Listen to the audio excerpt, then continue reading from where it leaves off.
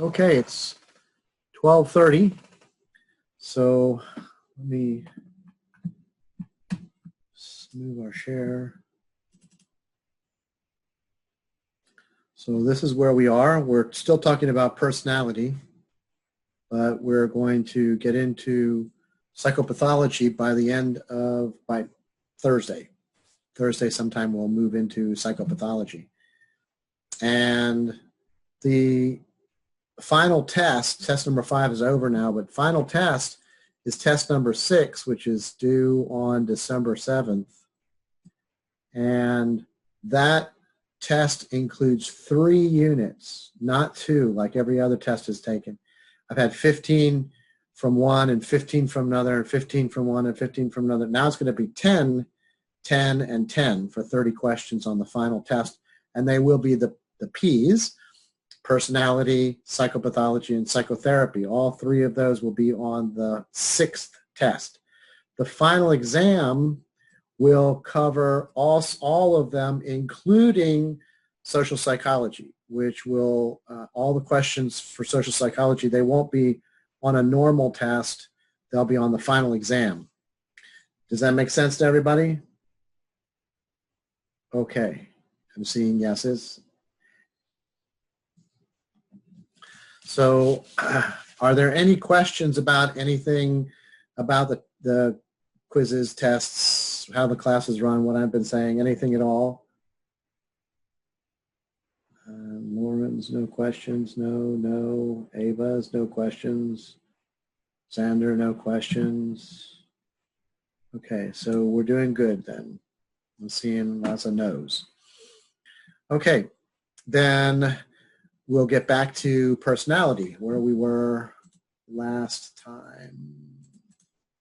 And I believe we ended up here talking about the Freudian slip and psychic determinism, how Freud says that everything in a pathological personality is caused by something that happened in their past, which means it's not by chance, and it has nothing to do with what's happening right now in their present reality. It's psychic determinism, determined that what they're doing right now is based on something in their past. So all acts are determined by unconscious and conscious forces. His psychosexual stages, we've already talked a lot about these particular stages. The oral stage is where you are the first year of life, where you are drinking and your food is milk, but then you have to move on into more permanent food sources, and the requirement is that you develop independence. And if you don't develop independence, then you're not going to be able to be an independent adult. So you have to develop your independence at this stage. But people that get stuck in this stage, like oral aggressive people, is a term for people who get stuck in this stage, and they're biters. They, if they get excited, they bite. They'll bite you. And they chew on gum and they chew on pencils. Mike Tyson might be oral aggressive because he bit on the ear of one of his boxing matches of his opponent. So it's a possible cause is oral aggressive. So he's stuck in that stage. The anal stage is when we are 1 to 3 years of age and we are learning to go to the bathroom in a toilet instead of in our diapers, and that means we have to learn self-control. And people who do not have self-control are those who have been stuck in the anal stage. The phallic stage is where we realize from 3 to 6 years of age who we are, what we are. We're male or we're female. That does not mean our gender. That means our sex. We know what our physical body is, and we recognize it's not going to change. And we recognize who in our parents, if we have a female and male parent, a mother and father, we recognize who is the mother and who is the father, and we know that we as males are like our father, and we start to emulate the things that he does. But we also fall in love. We want attention from our mother. And father gets some of that attention, and the id, which is, we'll talk about in a minute, very powerful, says, I want that attention, and I want all of it, and I want it now. And so we wish, according to Freud, our father was not around so that we could get all the attention from our mother. And that's the Oedipus complex. And for the Electra complex, it's the exact opposite for the daughter who wants all the attention from the father. So that's the phallic stage. And then in the latency stage, really, we're not talking about too much happening. We're going to school finally, and where we used to be able to run around the house naked, we can't do that in society. So we have to learn how to control our urges in society and do what society wants us to do. So that is the latency period. We have to learn modesty and shame and how to fit into society. The genital stage is the real sexual stage. We're learning how to connect to individuals, and as depending on our sexual orientation, what that ever happens to be. So by 9 years of age, actually, we're starting to have that feeling of connection to other people, a desire to be around other people, a desire to have other people like us, and we're attracted to a specific type of person. And by 13 years of age, certainly by puberty, 13, 14, 15, we are really hard into that particular, we like this type of person and we don't like this kind of a person. This type of person attracts us, this type of person does not. So that is the genital stage, and it turns out to be the only stage really that's talking about sex, that we are sexual organisms, and eventually we're going to have a relationship that we're going to develop with somebody in our adult years that will be sexual in nature. The early childhood experiences, I said, are the only events necessary to determine your personality. But remember, he's talking about pathological personalities. There are lots of people that are different, abnormal, different than the 68% of the general population. But just because they're abnormal does not mean they're pathological. To be pathological, you have to be able to not meet the demands of life. If you cannot meet the demands of life, then you can consider it pathology. But in many cases, abnormal is fine. People can do everything they want to do and just be different than other people are, than the majority of people are. But you can always find people that are like you. Even those people who are asexual, so we just talked about the genital stage, there's 1% of the population that's asexual, and that means out of 300 million people, consider 1% is a large number of people that you can find that are like you. Fixations, when a person does not successfully navigate a particular stage of development, becomes stuck or fixated within its associated behavior patterns, as I talked about many times now already. The personality structure in Freud's ideas are part of the structure is the id, the superego, and the ego. How many of you have heard of any of those three, the id, the superego, and the ego? Have you heard of those at any time in life? No, Quinn says he is not. No, Lauren says people have not heard these terms before, id, superego, and ego.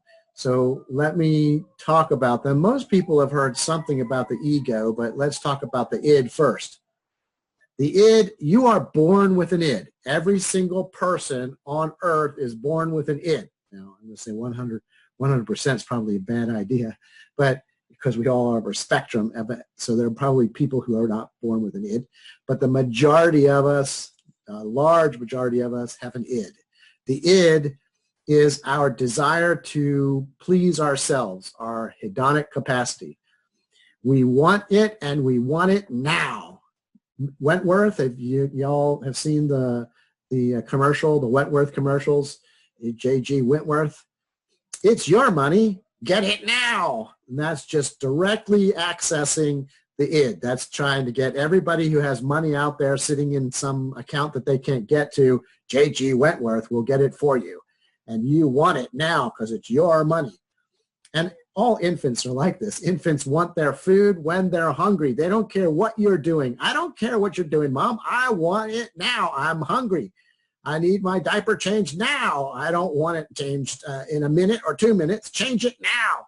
So infants are very hedonic, and they have huge ids. They have nothing else but the id. They don't know rules and regulations yet, which is the superego. So we're all born with an id, the primitive unconscious portion of personality that houses our most basic drives and stores our repressed memories and other memories.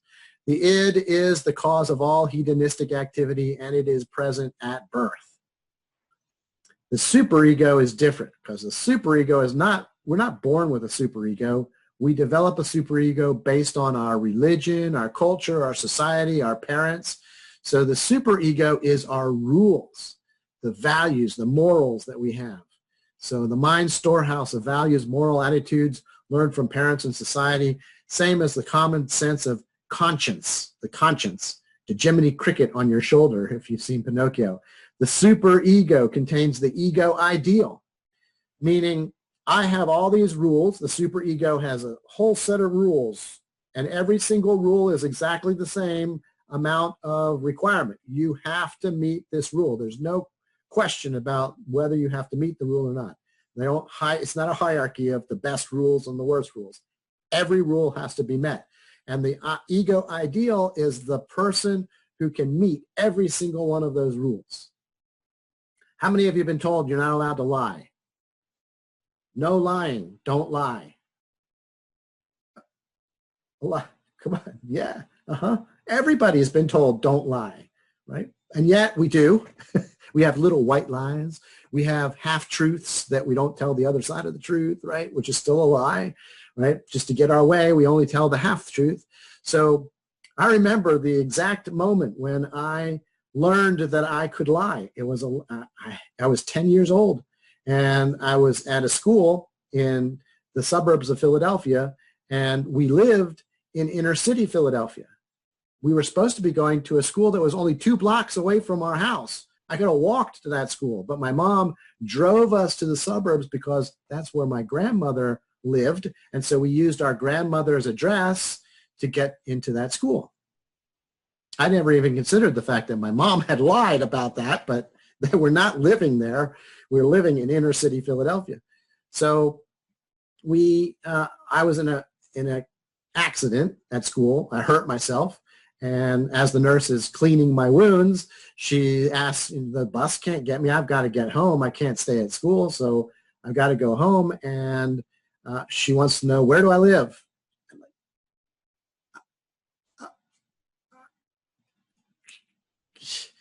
If I tell the truth, we're going to be thrown out of this school. And I like the school. But I can't lie. I'm not allowed to lie or I'll get in trouble. So I told the truth, and we got thrown out of the school. And we had to go to the inner city school 2 blocks away. And I got in trouble for it, for telling the truth. So I learned, and that was a big moment in my life. So I remember that moment. And not only that, but the inner city school, which was a lot of fun. I enjoyed the inner city schools, but they were only 2 blocks away from my house. And my mom, who used to be a vice principal of another school, she came to school with me because it was only 2 blocks away. And she met my teachers, and she invited them to come to lunch on their lunch hours, because it's only 2 blocks away to our house. So my teachers had lunch with my mom now. That was not fun. I'm getting into trouble a lot now because mom is finding out all about me. I didn't know this. I did not know that mom was having conversations with my teachers. But that's that. I did not like the inner city school for that purpose. Somehow mom was learning all this stuff about what I was doing at school. But that is a big moment. My super ego says, don't lie. And I did not lie, and I still got into trouble. So the id and the super ego opposed to each other. The id does not care about the rules. It wants what it wants, and it wants it now. The super ego says there are rules, and you have to follow these rules. You cannot break these rules. And the clash between these two creates what's called the ego. So the ego is the conscious and rational part of our personality, charged with keeping peace between the superego and the id. It's the moderator of the mind. It directs the behavior that we decide the world should see. It decides how much of a lie can we tell? What are the possible little loopholes in this particular lie that we could get through to get what the id wants. Right? So, but it also, like I said, directs how we view the rest of the world and how we allow the world to see us. There are things about us that we don't want the world to know. And so we put on masks, personas. We put on these masks, and there is a test that you can take in this unit that I've put in this unit. It's a self-monitoring test. How much do you monitor what it is that you say that comes out of your mouth? How much do you monitor how you behave? And a person at a 24, high-level monitoring, is a person who has lots and lots of masks they can put on. They are great actors because they know all the different ways to be a different person. And if they're with conservatives, they can be conservative. If they're with liberals, they can be liberal. If they're with Christians, they can be religious. If they're with atheists, they can be non-religious. Right? So they have all kinds of masks they can put on to feel more comfortable amongst other people and to let those other people feel more comfortable with them. A 0 on self-monitoring, a person with a 0 on self-monitoring does not monitor. I only had one student ever who got a 0 on the self-monitoring test, and she was amazing. She was who she was, and if you didn't like it, well, that's too bad. This is who she's going to be. And if you don't like it, then don't hang around with me. It's like, and she was great. It was very refreshing to see a person who is just who they are. That's it. This is who I am. And most of us are not. Most of us somewhere in between and have different masks depending on how much of a self-monitoring person we are. Does that make sense? Do you all know people that are self-monitors or non-self-monitors? Okay, seeing lots of yeses. Okay, so that is the id, the superego, and the ego. Now, this is a visualization of that. Remember, the ego is conscious, so it's what the world sees. The id is unconscious. It's below the water of the iceberg that's below the water, and it's huge compared to the small little piece of the ego that we have. And then the superego transfers between the two. So we have the unconscious and the conscious and the preconscious. We've already talked about that. The ego defense mechanisms we just talked about, so that should be fresh in your mind. And we've already spent this time talking about them, but I also want to point out that they are largely unconscious mental strategies employed to reduce the experience of conflict and anxiety. And two of these are very specific to Sigmund Freud, repression and projection. But the others, like denial and sublimation, those are Anna Freud, his daughter. She developed those, not Sigmund Freud. So when we evaluate Freud's work, it is not very scientific. It's very difficult to test scientifically. But also, it's little inconsistencies in it, like the ego is a conscious force. Ego is conscious force. But it employs repression to shut down certain things and place it into the unconscious, which is it's an unconscious mechanism that happens. You don't think about it because you don't remember that particular event occurred in your life when you have repression. So that's sort of inconsistent in itself. And now, but it works. There are people that use psychotherapy and psychoanalysis. They use Freudian psychotherapy to help people, and as long as it can be used to help people, well, then it's useful. Then we can talk about it, and we should talk about it, even though it's fairly old and a little bit strange, and also that it fits a specific time frame in our world, the Victorian time frame. It is still useful today. Now we look at Carl Jung. Carl Jung, everybody around Freud was Jewish, and everybody around Freud was Jewish. All of the people that were in the society of psychoanalysts that he had created, all of those people were met every Thursday, and they talked about the psychoanalytic theory, and they were all Jewish, every one of them. Freud wanted to be famous, and only 2% of the entire population of the world is Jewish. So it is not going to be very easy to be famous if the only thing you have around you are Jews.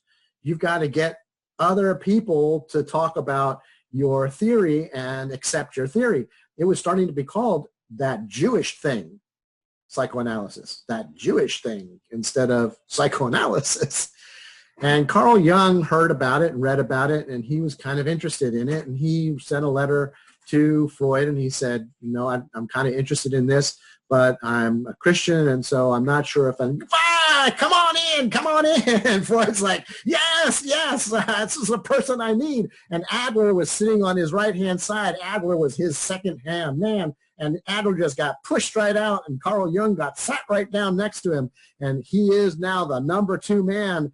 And he got taught all about psychoanalysis, because if now a Christian can go out and start promoting psychoanalysis, then Freud might be famous. And so that's the story of Carl Jung. Now, Carl Jung was religious, and he was Christian. But being religious does not necessarily mean following the Christian traditions. Carl Jung was incredibly intelligent. At a very young age, he learned to read Sanskrit, one of the first written languages of Earth, Sanskrit. And Taoism was written in Sanskrit. The first books, the holy books of Taoism, are written in Sanskrit. Since he was able to read the Taoist books in their original language, and he learned a lot of other languages too. And he studied Buddhism, Taoism, he studied all kinds of religions. He was very religious oriented. He was also Christian, but he wasn't only a Christian. That was not his thing. He was not, Christianity is the only thing, and so he was very open to all kinds of ideas. He talked about the Atman, which is a Buddhist term for God. But we think of God as a single individual, a person, right? Or the three, right? The Father, the Son, the Holy Ghost. So we think of him as a person and an entity. And the Atman is considered more of like a giant computer that has all of this knowledge out there, and we have access to that knowledge. And that knowledge is everything from the past and the future. It knows everything. It's just an open space of time and space that just exists in itself. And Carl Jung believed in the Atman, and that we all have access to this Atman. Or, in Christian terms, we can all pray to God and get our prayers answered. So if we pray to God and get our prayers answered, that's one thing. But what about just making the connection with God and having all that knowledge dumped into our brain, which is a possibility in the Buddhist idea of the Atman? So he's the first Christian to embrace Freud's theory, and he believed that Freud overemphasized sex and de-emphasized spirituality. So spirituality as opposed to Christianity, just spirituality. Freud was Jewish, but he wasn't very religious as a Jewish person. My mom calls them gastronomic Jews, men and women who say they're Jewish, and they don't do anything that's Jewish except eat Jewish food. That's called gastronomic Jews. So she would call Freud a gastronomic Jew, a person who really, I am Jewish, but I don't really do anything with it. So not religious oriented or spiritual oriented. Jung was very spiritual and religious oriented. He believed in seances. He believed in spirits. He believed that he could connect with the future event. He believed he had precognition. He could dream about something and it would come true. And he did. He dreamed as a young child of people all over the ground, dead, everywhere, dead. As a child, not a very good dream, nice dream. And then World War I happened, and he started seeing pictures of the fields of the soldiers dead. And he's like, those are the pictures in my dreams. I knew that this was going to happen, precognition. So he's very good. He really believed in dreams, and he had archetypes, which we'll talk about, things in his dream that talked to him. The old wise man, the Mother Earth, and there were not just human archetypes, but there were archetypes of flowers and trees and animals that talked to him. And stones would talk to him in his dreams. So he had very vivid dreams, and he believed that dreams meant something, and he was famous for his book on dreams as well. He believed in this collective unconscious, which I just talked about, the Atman, and involves a reservoir of instinctive memories, including the archetypes, which exist in all people. So how is it we can go to the most primitive society on the earth that has never had access to the Bible? Nobody's ever gone to them. Nobody's ever talked to them about the Bible. And yet they still have stories about basically Noah and the flood. How? And Jung would say it's the collective unconscious. He would say this information is out there and people have access to it. And every once in a while, someone opens up their brain and that information comes flooding in. And that way, that means that there are societies all over the earth that have never talked to each other, never communicated with each other, but still have the same stories and the same information, because the information is the same out there in the Atman. So it has nothing to do with genetics. A lot of people say, well, it must be, genetic. You had something horrible happen to you, and then it changed your genes so that your children remember the same things you remembered, and that's not what it's about. It's about the Atman. He also believed in the personal unconscious, which is the same as the id when he describes it. It's the same as the id for Freud. And he talks about the archetypes. There are three major archetypes: the animus, which is the male archetype, the anima, which is the female archetype, and the shadow, which is very similar to Freud's thanatos, which we talked about already. These archetypes exist in us, and in many cases, they are dual opposing states, like male and female. So the animus is the male archetype, the anima is the female archetype, and the shadow doesn't have an opposing state, but the shadow is the archetype representing the destructive and aggressive tendencies that we don't want to recognize in ourselves. He says that all these archetypes have energy flowing in and out of them all the time. And if we deny an archetype, we set up a wall, and the energy cannot pass through that wall. So the energy starts to build up and build up and build up and build up until that archetype that we have denied we become that archetype, because it has so much energy behind it. So a man who refuses to accept that there's anything feminine about him would be overcome by the feminine nature, the anima, because we have to believe and recognize both the animus and the anima in all of us. A woman who does not want to recognize the animus in her would become more masculine because of that. Now, he's not talking about homosexuality, heterosexuality, or gender requirements. Remember, he's talking about a pathology, a person who is different than the norm, but also cannot negotiate the world, has trouble accepting being able to work within the world. And that makes it a pathology. When you can't do what you need to do in the world, then you've got a problem. So all these psychopathologists are talking about the personality that is outside the norm and pathological at the same time. You can be outside the norm and be fine. You're okay. You can still negotiate the world okay. You can still get things done that need to be done. You can still have a job and hold down a job.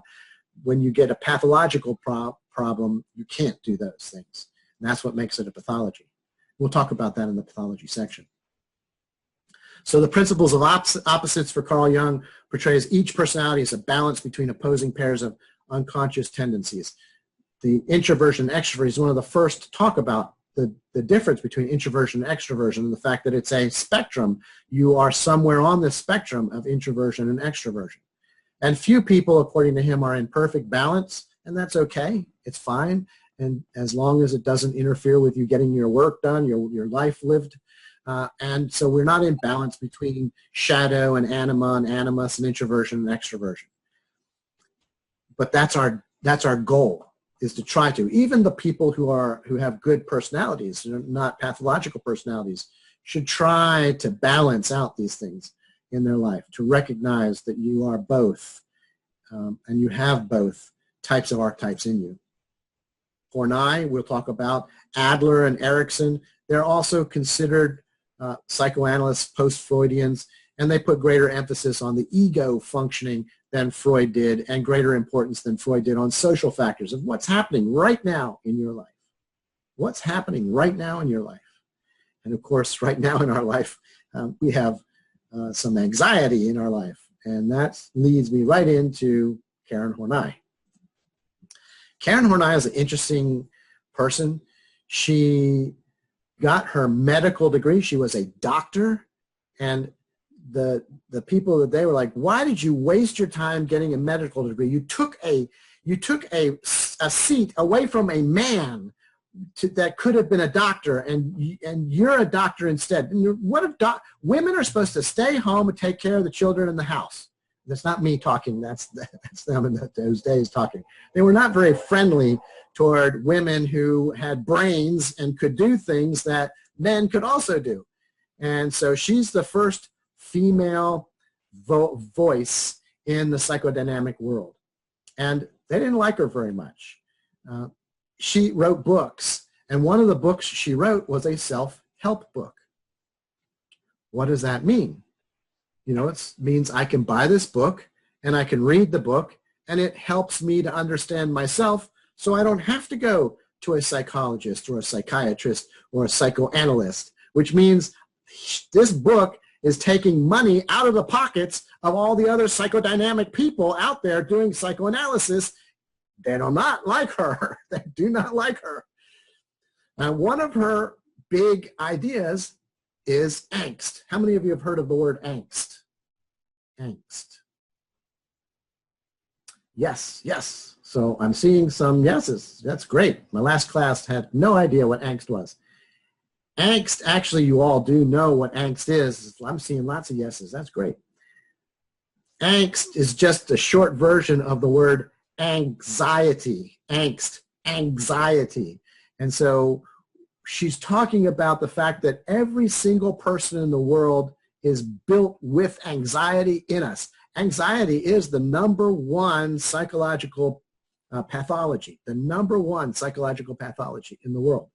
People who cannot deal with their own level of anxiety. But all of us have anxiety. Many of us can deal with our anxiety, and we have anxiety right now over this virus that's swarming us in the United States. 100,000 new cases every single day in the United States.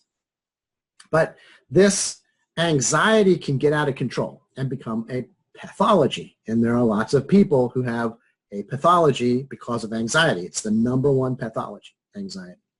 It doesn't get diagnosed like it should be. Instead, depression is diagnosed a lot more than anxiety, but anxiety actually is out there in the public more than depression is. So she talks about angst and the fact that it gets out of control. But when it gets out of control, it is out of control in 3 different ways, according to her. Now, she called them neurotic trends. We don't talk about neurosis anymore, but she called them neurotic trends. People who have a personality that is neurotic because of anxiety. And she said that there are 3 ways that the anxiety manifests itself. And the first one is moving towards people. You know people like this, I'm sure. These people desperately need to be told that they're okay, that they're good, that they're wonderful, that they're loved. They want immediate responses to their text messages. So these are people that need love and approval so much that they're just clingy. They're all over you all the time. They don't want to be away from you. They always want to be with you. And they get very annoying. These people get very annoying because they're so clingy on you. That's one type of anxiety. Those people who need love and approval too much. And it causes problems for them, a pathology for them, because they can't negotiate their world because of it. The next one is those people who are moving against other people. And these people are competitors. They gotta be number one.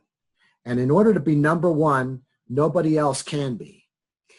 In fact, if you're number one at something and they're number one at something else, they'll tell you what you're good at doesn't matter anyway.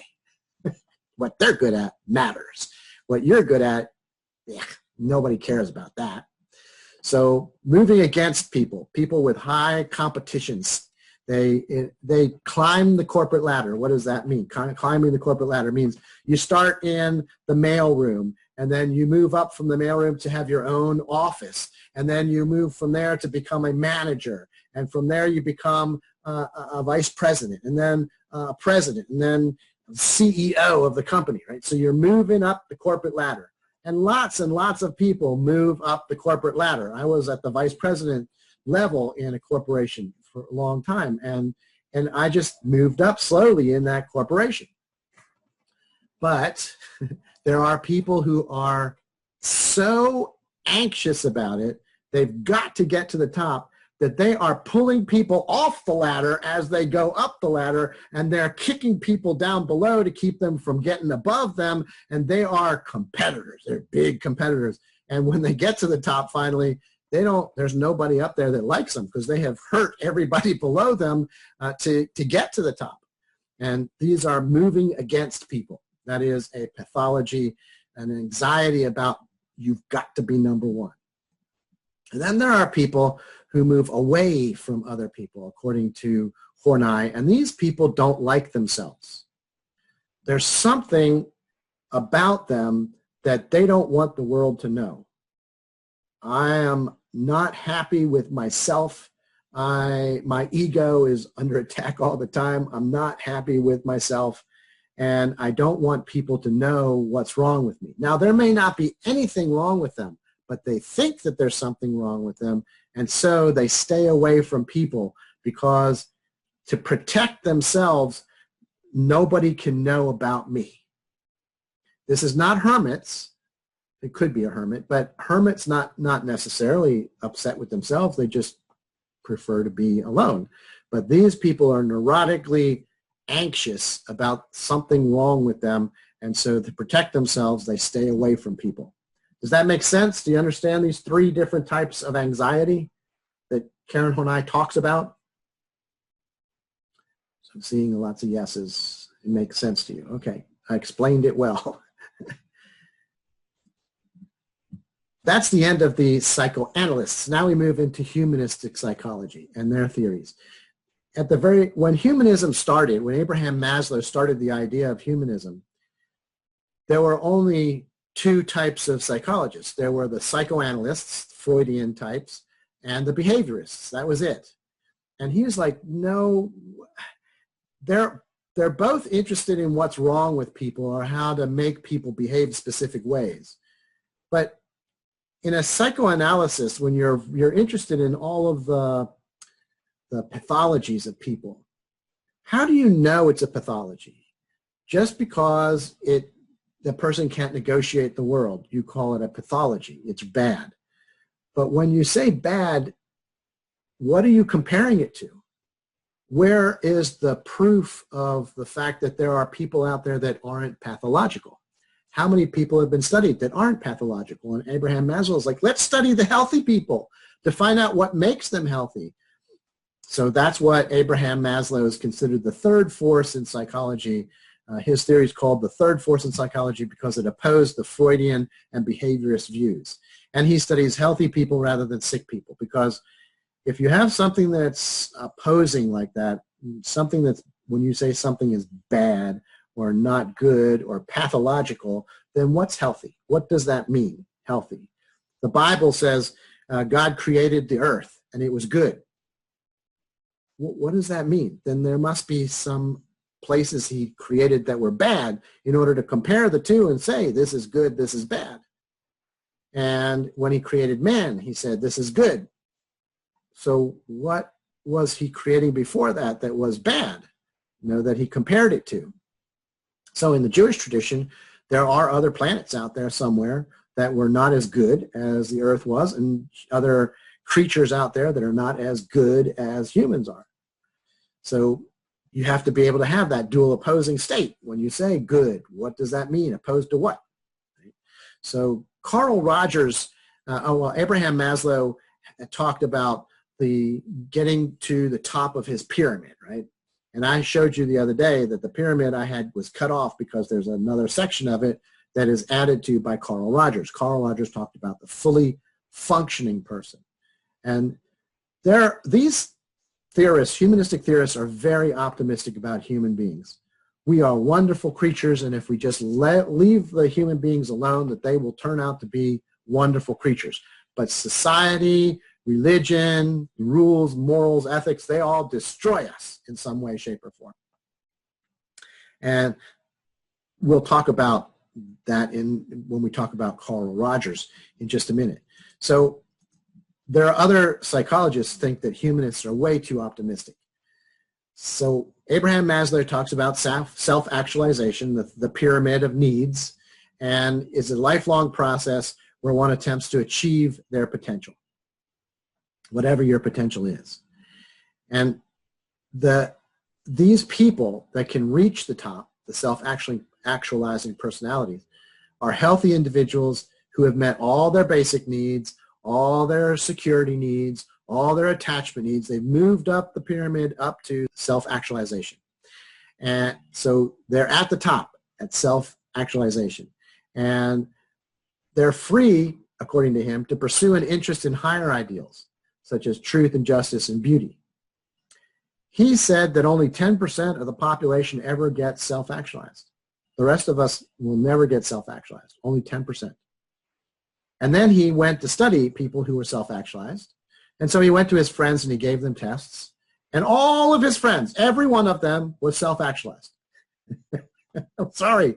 It is possible that could happen, but very improbable that it could happen. It's just when you say 10% of the population and then you go and you measure your own friends and it's not 10% of that population, it's 100% of that population that's self-actualized, I think there's something wrong called bias in your specific information. So he found these people, his friends, to be creative, happy, and spontaneous. Well, gee whiz, if I don't have to scramble to get my food, if I don't have to scramble to pay my rent, if I don't have to scramble to get love and attention, attraction, connection with other people, and security in my life, if I'm not fighting to do these things, which it takes a while to get them, I have plenty of time to be spontaneous. If you are self-actualized, you've met all those things, you have time then to be spontaneous. Of course, other people would not be spontaneous if they hadn't reached self-actualization yet. Now, Carl Rogers talks about the fully functioning person, above self-actualization. It's a term for self-actualized individuals who have a self-concept that is both positive and congruent with reality, meaning it meets the question, is it true? Is it reality? Kanye West, I like to mess with Kanye West. He may be self-actualized. I think probably he is self-actualized, but he is not a fully functioning individual. And as proof, 2009, when Taylor Swift was given the microphone to give her acceptance speech for winning her award, he ran up on stage, pushed her away, grabbed the microphone from her, and gave this rant about his feelings about the Academy and why they should have picked somebody else besides Taylor Swift. If I had been Taylor Swift at that moment, I would have kicked him in the balls and taken it back. But she was young, and she was just aghast that, oh my gosh, this guy could do this to her. So that is not a fully functioning person that would do that to somebody else. And then say that they're a wonderful creature and they love all people. And no, I'm sorry, that's not it. So Rogers found that these people have a self-esteem that is high, so they feel their high self-esteem, and the message they get from the people around them and the message that other people give about them is they do have a high self-esteem, and it is a useful high self-esteem. It isn't some fantasy that they're a high self-esteem. They actually do have the reason to have high self-esteem. And again, Kanye West just doesn't meet that standard. Carl Rogers talked about a phenomenal field. The phenomenal field is how you experience reality, how you experience the world. Your memories coming together with all the senses coming together, and you see the world a specific way, perception of the world, your feelings about the world. So it is subjective because it's all about you and how you're experiencing the world. But there are people who die and come back to life, and they have a story to tell about while they were dead. They experienced and they can remember these things, and they had feelings during that time. So the phenomenal field is not just about your life as you're living, but also could be extended into death as well. Now, there's a book called Saved by the Light. How many of you have ever heard of the book Saved by the Light or read it? Have any of you? No. Have you ever seen the movie about the child who dies and comes back to life? He says, God is real. I think that was the name of the movie, God is Real.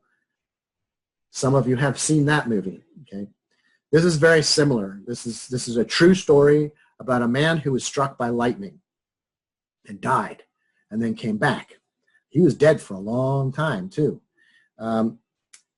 which sort of questions whether his brain cells were really there or not, because after about 4 minutes, your brain cells start to die from the lack of oxygen. But Saved by the Light is about a man who was on a telephone, not a cell phone. It's okay to be on a cell phone during a lightning storm. Just don't be outside during a lightning storm. He is on a regular telephone, and there's a wire, of course, that goes from a regular telephone receiver into the outside telephone line that goes down the street, right, that connects to the telephone relay station. And the lightning hit that wire, came through the wire, through the telephone receiver, into his head, down his body, out into the room where he was. He was blown out of his shoes. His shoes were melted to the rug, and rubber melted to the rug, and he was blown across the room. When they pulled up the rug later, there were black marks where the lightning had gone between every nail and every board in the floor as it searched for a way out of the house, down into the ground, which is where it wants to go. And he was smoking when the ambulance came, and he was dead on arrival at the hospital. They worked on him in the ambulance, but they couldn't bring him back. And he was put in the morgue, but all the cases in the morgue were all filled, so he was just put on a gurney, and a sheet was put over top of it. And an intern was passing by and noticed that the sheet was moving because he had come to. He was paralyzed. He couldn't move, but he could breathe, and he was aware, and he couldn't figure out where he was. And this thing was on his face, and he couldn't push it off, but he could blow on it to try to get it off of his face.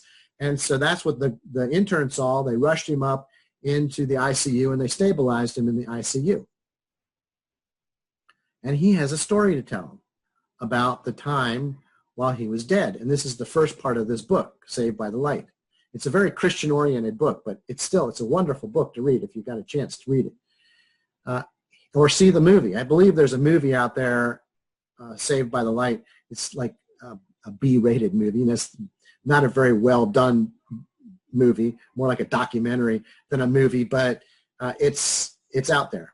I believe you can find it on Facebook, not Facebook, on YouTube if you are looking for it.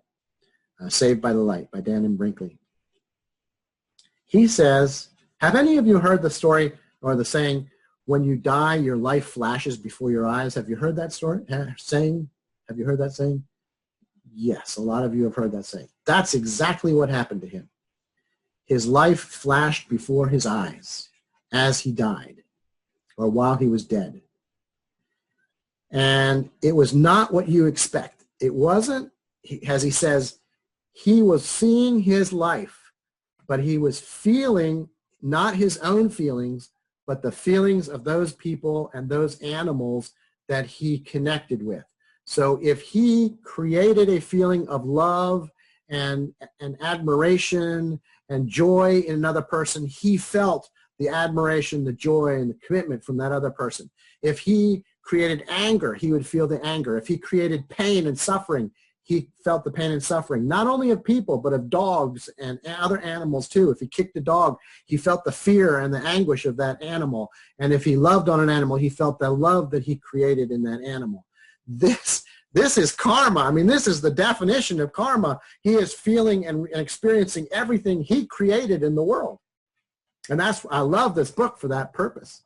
And he says that there were entities, light entities. He did not call them God or Jesus, but light entities that were in charge of this space that he was in, and he talked to them, and there were levels, different levels of this energy, maybe different frequencies, I don't know, of the energy that's out there in this death area that he was. And this entity told him, it's not your time. You're going back, and sent him back. And that's why he ended up back in the gurney at the hospital. And so I love that part of the book. I think that's really cool. He also eventually had pneumonia, and they couldn't help him. They thought that he would die again, and the doctor told him, I'm not sure that we can help you. I think you're dying again. And he said, okay, because he'd already been dead. He liked it. It was okay. So I'm okay with dying. The doctor looked at him and said, I'm going to send a psychiatrist to talk to you, because that's just not right. Person's not supposed to say, okay, I'm good with it, right? You're not supposed to go directly into acceptance when somebody tells you that you are dead or dying, about to die.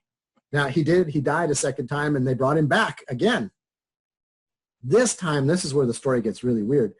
There was a nurse working on him, and he reached out and touched the nurse, and he felt her phenomenal field, and he said to her, your house is on fire. Call your children. And she's like, yeah, right? So she's working on him. She leaves. He finishes with him, goes out. She has a few minutes, so she calls her kids, because he reminded her that the kids are there, the house. She calls her kids, and kids answer the phone. How's everything going? There's smoke in the house, Mommy. Get out of the house. Get out of the house now. And supposedly he saved her kids by telling her that her house was on fire. Now, supposedly he can touch people, and he tells people about themselves. I don't particularly, the rest of it, the earlier part, the fact that he died, came back, died again, and came back, that is true. That's true, absolutely true. Now, his story, there's no way to prove his story, but I love the story. The second part, I'm not too sure about that. Although I have had a friend who died in the hospital, and a nurse jumped up on top of her and was compressing, helping another nurse that was working on her too. And she came to, they brought her back to life, and she wakes up, comes to, and she looks at this nurse that's on top of her, and she says, I don't swing that way. She was funny. I loved her. She was great. But this is Carl Rogers' phenomenal field. But this is not what makes Carl Rogers the important person in psychology. Unconditional positive regard is what gives him his fame and fortune. Unconditional positive regard is love or caring without conditions attached. You should know, however, that Carl Jung's past, his childhood, was not unconditional positive regard. He lived a childhood of pure conditional positive regard. So if he took out the trash, his parents would say, we love you. If he got an A on a report card, they would say, I love you. If he raked the yard, they would say, I love you. But they would never say, I love you, simply because he's their child. Unconditional positive regard, I love you because you're my child. And I have trouble even conceiving of that, but because just adopting a child, she is our child. She's our love. I can't imagine not telling a child that you love them just because they are. But this love is sort of like agape love.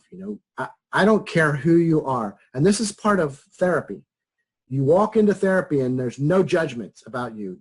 Unconditional positive regard about you as a human being who God made. Agape love. You are a wonderful person. I'm not saying your behavior is wonderful. I'm not saying that your thought processes are wonderful. You are twisted somehow, but you are a beautiful human being, and we're going to, in therapy, untwist and find that human being that's inside of you. You are a wonderful, positive person. Unconditional positive regard to another person. Does that make sense? Yes. I'm seeing lots of yeses. So Carl Jung even said, this is hard to do. It's not easy. He was in a therapy session once with a man who was who had been in war and had done horrible things in war, and everybody knew he had done these horrible things in war. And it's hard he said, it's not easy to look at a person and push those things aside and say, you are a wonderful human being. Those behaviors, the things that you did are horrible, but you are a wonderful human being. He said, it's not easy. I'm not saying it's easy, but that's what we have to do in therapy. Positive psychology comes out of humanism. It's a branch of humanism. Positive psychology we've already talked about. It's another movement within psychology, started in 1998, and it focuses on the desirable aspects of the human functioning as opposed to an emphasis on psychopathologies. It looks for a happiness level. It says that we live within a happiness level. The pathology is you're from 0, you go -1. Well, if you're at -1, it's going to be easy to get you to 0. You're -2. Well, a little bit harder to get you to 0. -3, -4, -5. It's going to get harder and harder to get you back to 0, but that's what we're going to do. We're going to get you to 0. 0 is the answer. And positive psychology says, why? There are people living on the positive side. Why can't we get them from -1 to +1 or +2? And why can't people live their life in the positive area instead of at the 68% of us normal? Right? So positive psychologists wish to find a way to improve the human condition from normal to better than normal. So cognitive theories are a little different because they don't look to try to describe the entire individual. Remember, I teach this class too. The Theories of Personality is a full semester class. This is just one unit in this general psychology class. But I have a whole class that I talk about the different types of theories for personality. It's like 239 personality theories. But the cognitive theorists are not trying to make an overall, all-encompassing theory of personality. They want to look at little pieces of personality. And what their point is, E equals mc squared was a formula that came from hundreds of years and lots of other theorists who had found little pieces of information that Einstein was allowed to put together to come up with his formula for physics, E equals mc squared. Psychology is nowhere near that. And the cognitive psychologists say, why are we trying to make this E equals mc squared of psychology when we're still trying to find the little pieces? Let's find the little pieces and describe them, and somebody further down the line will take those little pieces and put them together to define a whole idea of what personality is. So it's not a comprehensive approach to personality. Cognitive psychologists attempt to explain specific phenomenon rather than all of life. So they talk about social learning and personality. The cognitive theorists are part of the social learning theories.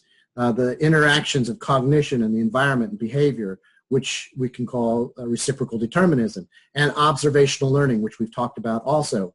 And the locus of control, the external or internal locus of control. Do you believe you have control over your life, or is there something out there that's controlling you?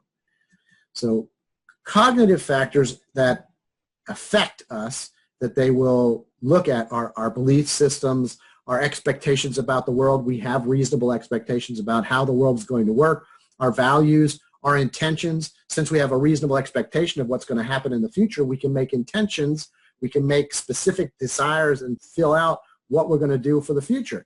every single one of you is taking this class because you want either a certificate or a degree so that you can go on in the future and do something else.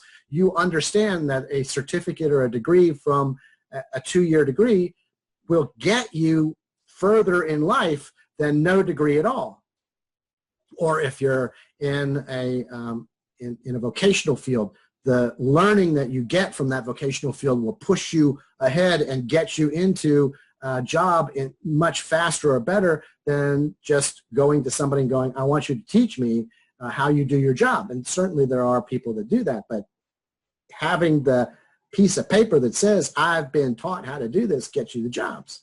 So intentions, and you all have intentions of some kind for taking this course and for being at this college.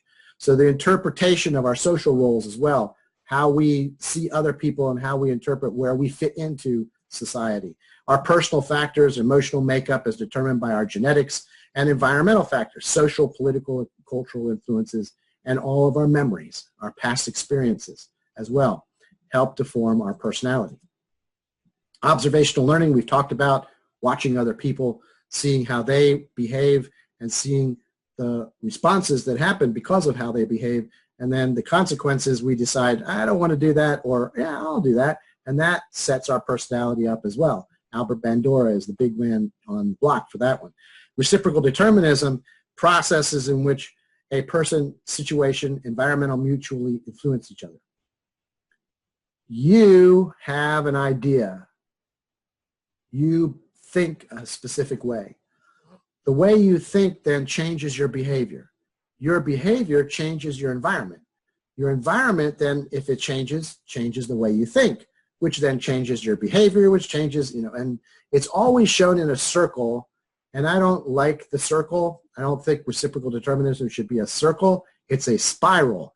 It either spirals upward or it spirals downward as you change your behavior and the environment and your thinking. So this is the picture that's normally shown, this particular group, cognition, behavior, environment, and how they affect each other. But as I said, I think it should be shown as a spiral, not a circle. Because a circle goes nowhere, it just keeps on circling. But a spiral moves in a specific direction. Bandura assumes 4 processes influence our personality. We've talked about the Bobo doll experiment, so we know about that. But this is going a little bit further than just that particular aspect. So language changes the way we see the world. When it snows here in North Carolina, there are more accidents on the road before the snow starts to set because people are like, oh, it's snowing, and they're looking out the window and not looking at where they're going, and they crash into something or someone. So, but snow in our area is just snow. It's that we don't live with it all day long. The Eskimos that live in the far north, they have snow most of the year around. And they have different words for snow. There's the word for snow that's packed well, that you can walk on. There's the snow for the soft snow that you probably shouldn't walk on because you know how deep it is. There's a word for that one. There's a word for yellow snow, which you shouldn't eat because their dogs are around, right? I'm kidding on that one. But they have different words for different types of snow. And so they see their world differently than we do. Their language gives them, it's not just highly packed snow or unpacked snow, or icy snow or soft snow, right? So I don't know what all the words are, but the way our language works affects the way we think about the world. And we only have one word for snow, snow. And there are languages in the world that are just absolutely beautiful, and the translation to English just doesn't do it justice. But in those languages, you think about the world a little bit differently because of the way your language is. And we've already talked about Hebrew is read and written from right to left, and English is left to right, and it changes the way we see the world. So our native language influences how we think. Observational learning, of course, that was the Bobo doll experiments. Purposeful behavior is our ability to anticipate and plan ahead, our intentions in life. We can have intentions. So our ability to see how the world works right now, to assume that the world is going to continue to work that way, and then to plan ahead for what we're going to do and when we're going to do it, and whether we're going to have the money for it and the energy to do it. And there's a whole host of things that you have to think about to anticipate and plan ahead. Self-analysis is monitoring our own thoughts and behaviors, and this leads to what we call self-efficacy, monitoring our own thoughts. How good are you at doing things? How many people wake up in the morning and look in the mirror and go, hey, good looking?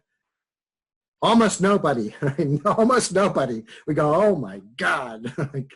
We think badly about ourselves more often than we think good about ourselves.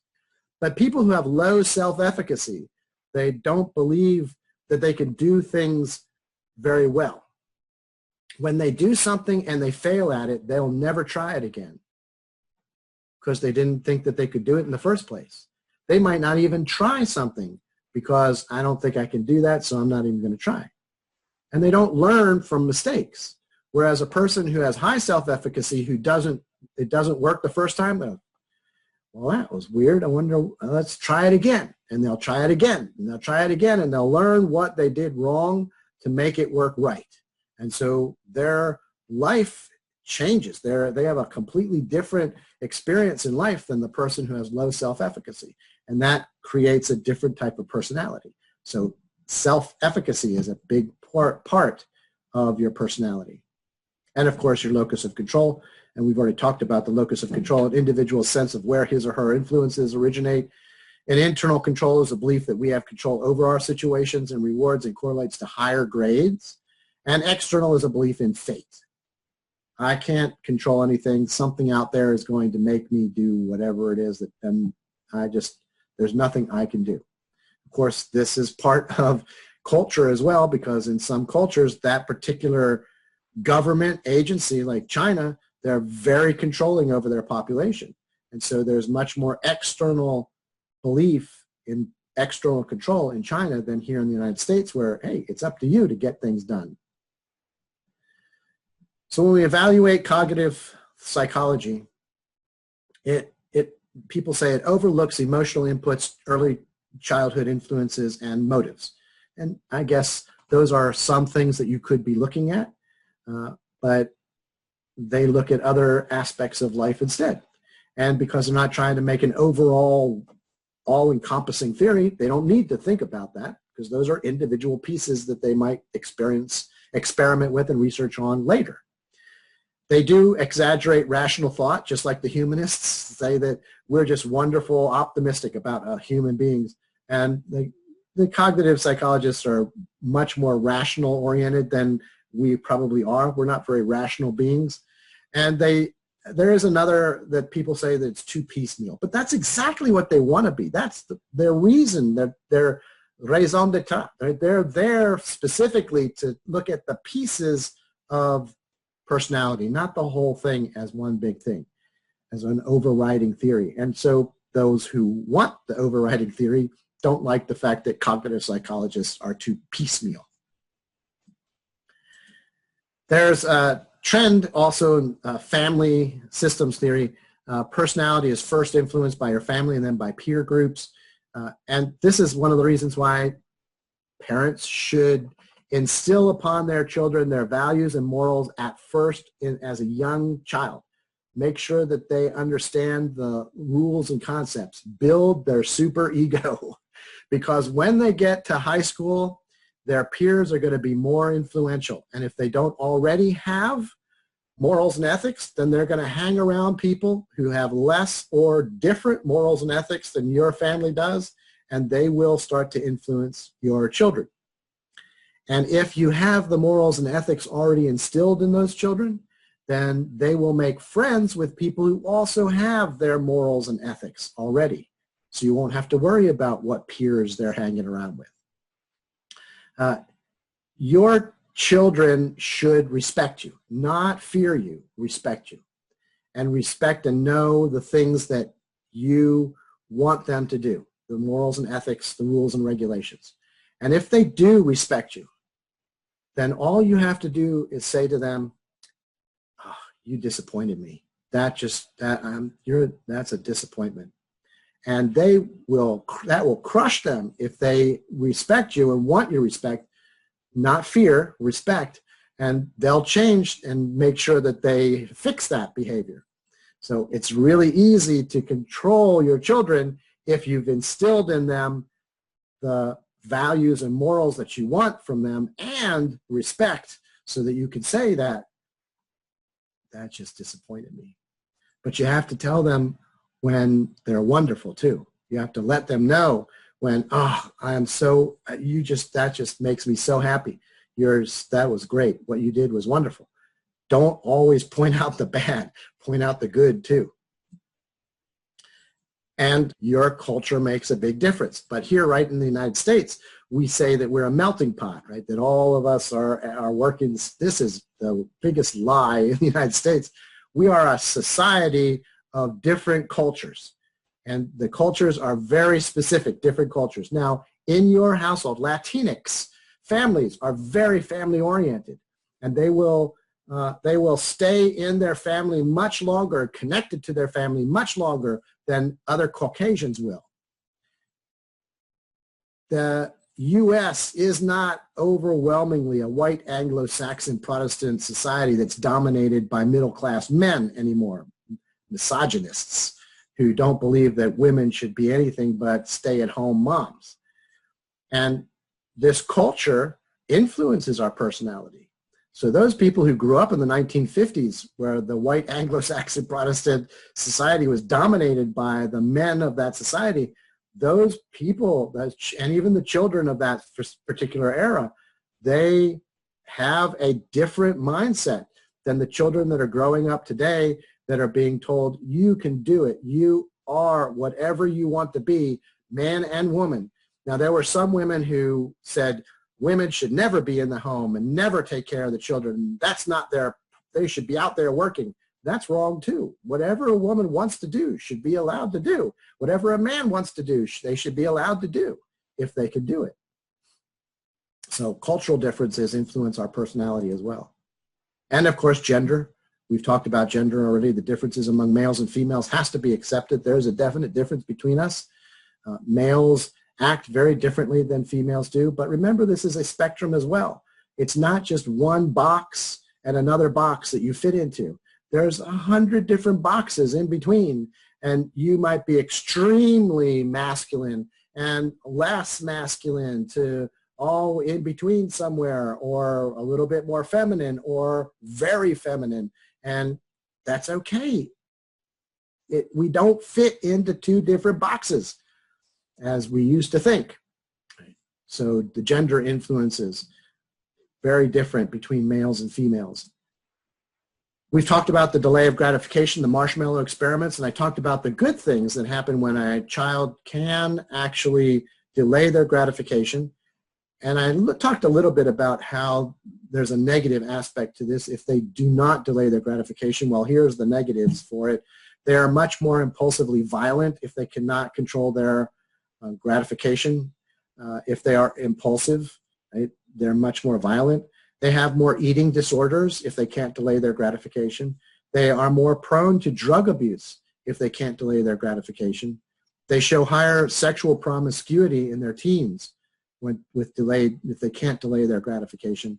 And that means they have higher rates of unwanted pregnancy in their teens and higher rates of sexually transmitted diseases in their teens as well if they cannot delay their gratification.